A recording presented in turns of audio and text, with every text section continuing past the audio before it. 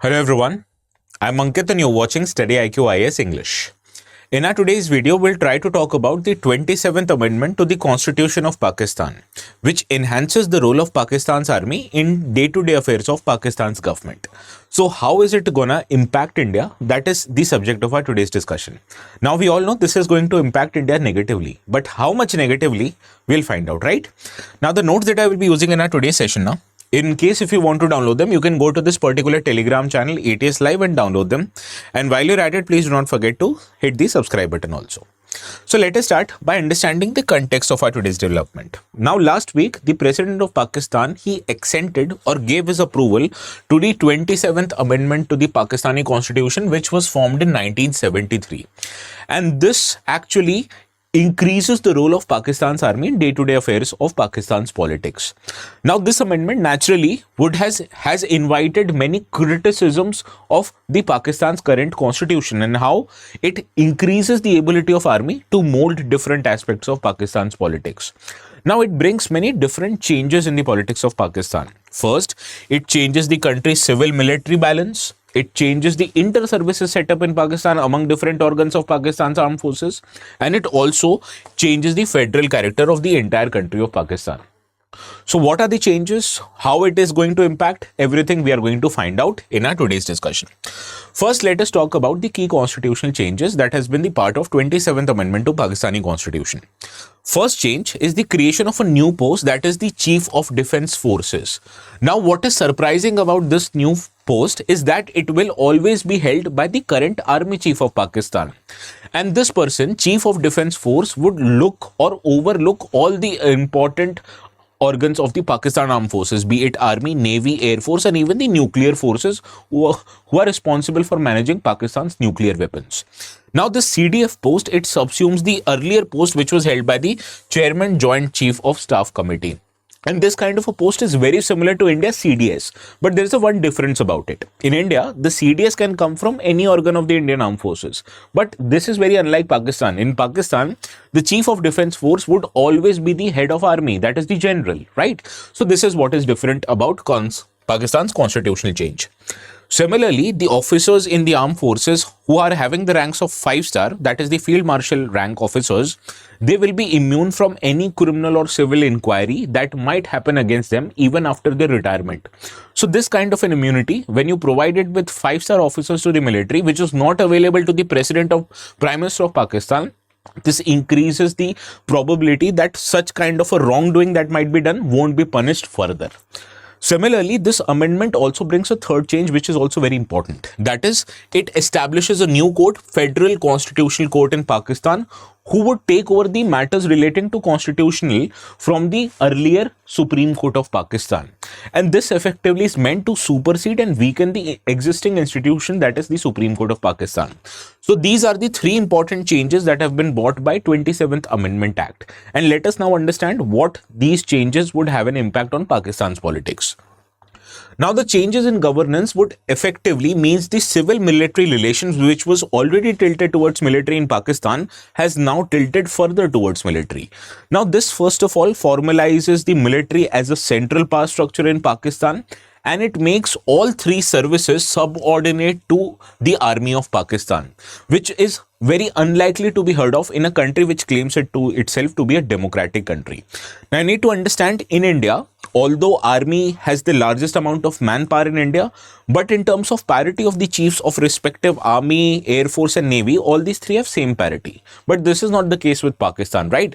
So this tilts the civil military balance and also tilts the balance among the different organs of Pakistani armed forces towards army. Second is the changes with respect to judiciary. Now, when you have established a federal constitutional court over and above the existing Supreme Court of Pakistan, this makes FCC in Pakistan the Supreme Constitutional Court. And there was this trend in Pakistan that slowly, the judiciary of Pakistan is trying to become more amenable to the interests of military, which should not have been the case in an ideal democracy. Now, there were certain judges who were critical of military, but they were forced to resign.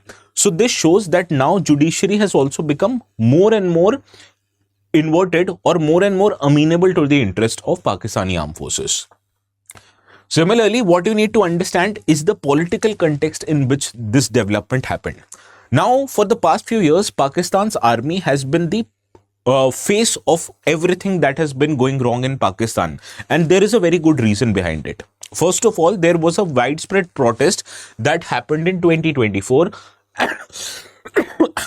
And the most common aspect about the protesters was that they were protesting against Pakistani army. Now, to control over these protesters, the Pakistani army cracked down on the protesters. In addition to that, they also ensured that the existing Prime Minister of then Pakistan, Imran Khan, was also ousted from office, and they conducted an election under their control. Now, what happened after this election, which many believe was a pseudo election, not at all free and fair? It established a weak government, which happened to be military government, and this is the existing government of Pakistan I'm talking about. That is the government led by Shahbaz Sharif. So because of this, what you can say, unfair election that happened in Pakistan, the army's legitimacy or the control of affairs became strained. So this move that the Pakistani army has done now, it has tried to structurally secure its position in the Pakistan's politics in amidst of the every problem that Pakistan society is facing. Similarly, they have also certain kind of an excuse that they've utilized to bring this kind of an amendment. First excuse is the internal security tensions that is there in Pakistan. Now, in the past few years or so, particularly 4 years, Pakistan has witnessed over 2,300 militant attacks, right from the dominance of Tehreek-e-Taliban Pakistan, which is attacking different positions of Pakistani army, to the Balochistan Liberation Authority, that is BLA, which has hijacked an express only this year called as Jafar Express. Now, what happened that army utilized this opportunity, that is this internal security disturbance, as an opportunity to gain more and more power.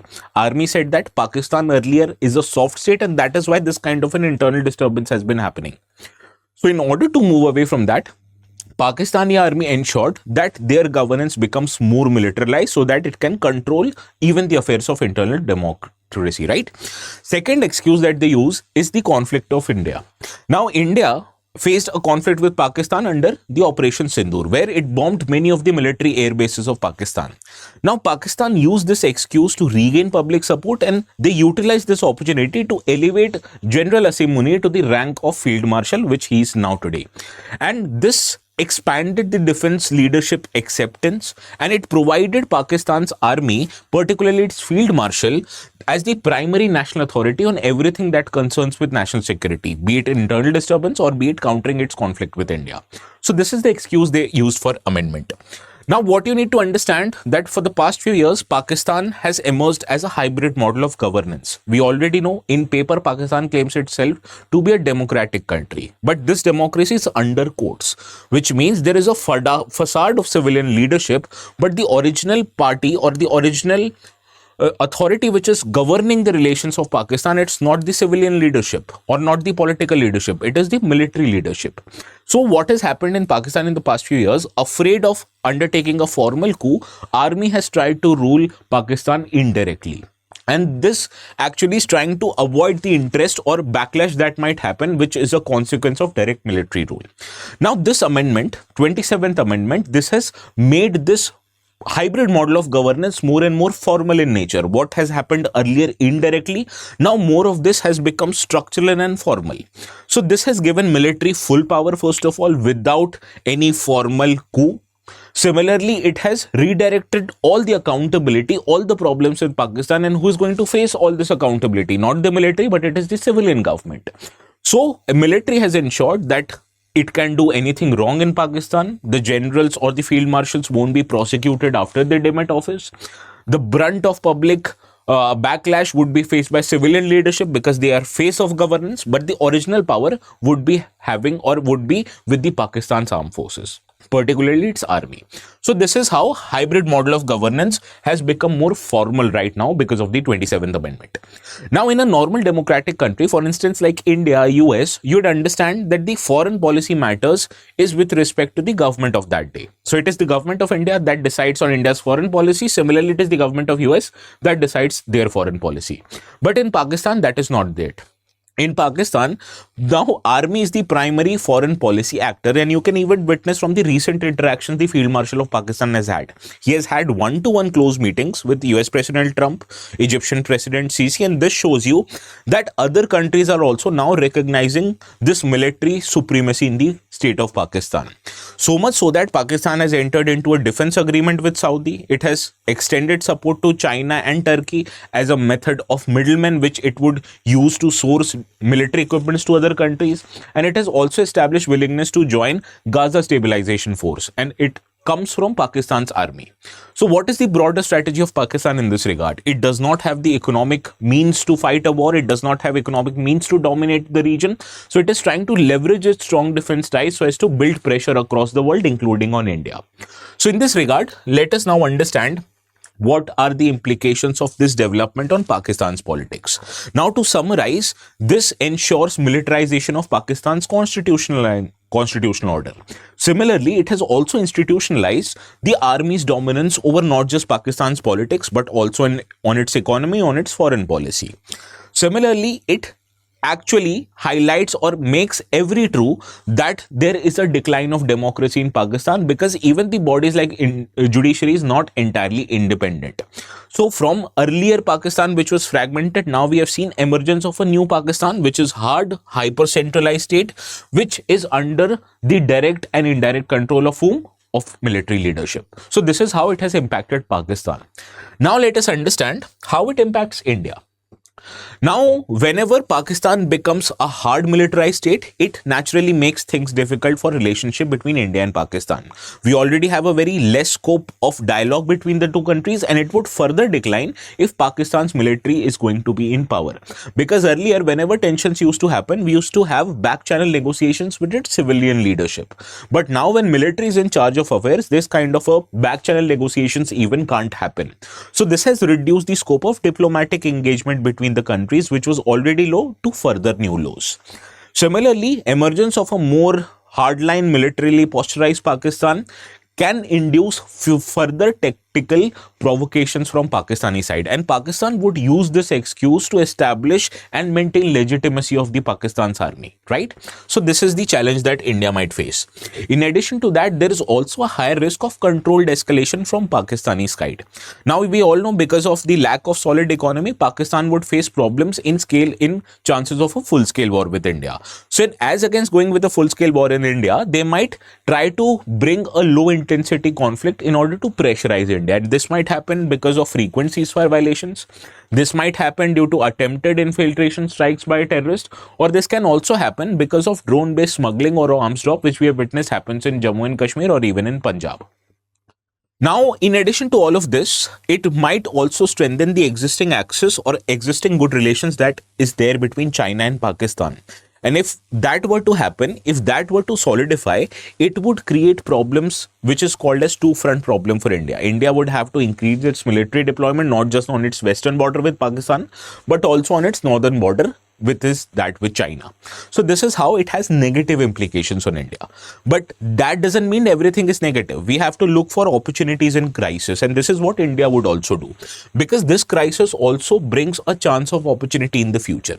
Now I have told you Pakistan already is economically weak, and when it will be under increased military control, it will give India the opportunity to expose Pakistan's strategic vulnerability.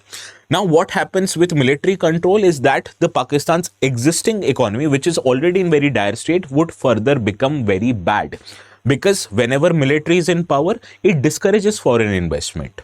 Political instability might exist, it might even exacerbate. Similarly, a weaker economy would mean that Pakistan won't be able to bear the brunt of a full-scale war with India. So India, whenever it is going to face problems with Pakistan, it can threaten to go up the escalation ladder and create a full-scale war with Pakistan, which we all know Pakistan won't be able to fight. So this offers India very strong leverage, a very good opportunity, a structural advantage that it can exploit in the future if an unforeseen event happens in India, like a terrorist attack, right? So this is what an opportunity would be like for India. Now we'd go to a practice question, both of which are PYQs, but before that you need to understand one thing. the topic that I discussed is directly relating to our international relations syllabus in the UPSC exam. But there are also other important subjects, polity, economy, history, geography. How would you prepare that, right? We can do one topic at a time in these kind of videos, but it won't allow me to explain you each and every aspects of a particular subject in detail. But we do that in our P2I foundation batches. P2I, the word itself means everything from prelims to interview would be covered in our classes from your GS perspective, from your CSAT perspective. So for your GS and CSAT, you don't need to look elsewhere. Just take admissions in the resolution batches. These batches are available for students who are looking to give exams in 2027 as well as for 2028. Now, before enrolling yourself, just keep one thing in mind. If you use the code ATS Live, you'll get maximum discounts, not on the P2I foundation courses, but also on optional subjects. So learn to thrive with the code ATS Live. Now let us move to this question, which appeared in 2014. A Radcliffe Commission was appointed, and this was to delimit the boundaries which exist today between India and Pakistan after the Britishers left India. So option C is your right answer. Similarly, a question appeared in 2015. Out of these five, which of these states are officially recognized as nuclear weapon states under the Nuclear Non-Proliferation Treaty, NPT? Now, I'd want you guys to solve this question. Please do let me know the correct answer in the comment section, and the ones who answer it correctly would get a thumbs up from my side.